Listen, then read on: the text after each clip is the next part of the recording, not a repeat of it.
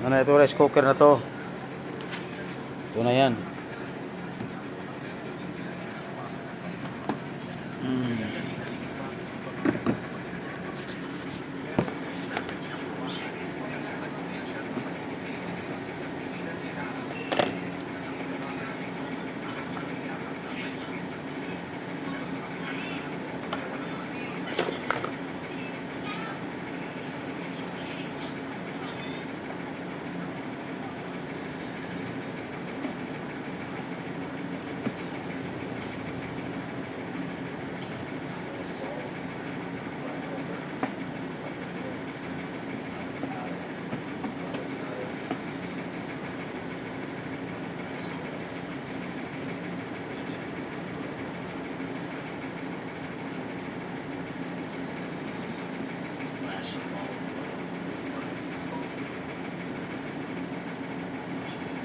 Malapit na pala mapundi yun.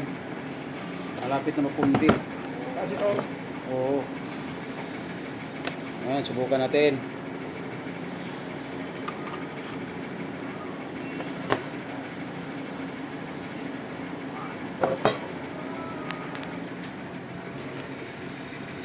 Ito na, subukan natin.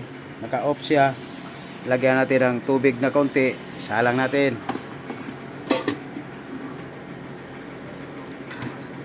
Yan. Tapos, i-ano natin sa settings natin sa soup. Dito sa soup. Start. Oh, yan. Gumana na, oh.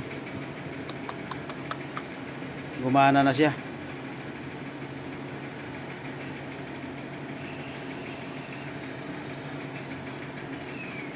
Yun lang. Pag nasira, pag inoon mo ito, kahit saan dyan nakalagay, nagtitrip off agad, nakalagay off. Nung una, error to. Yung error to, tapos nung nawala yung error to naman, tinanggal ko yung speaker kasi natanggal na ano yung speaker niya, yung sa alarm. Pagtanggal ko, tumino, nakasalang ako dalawa.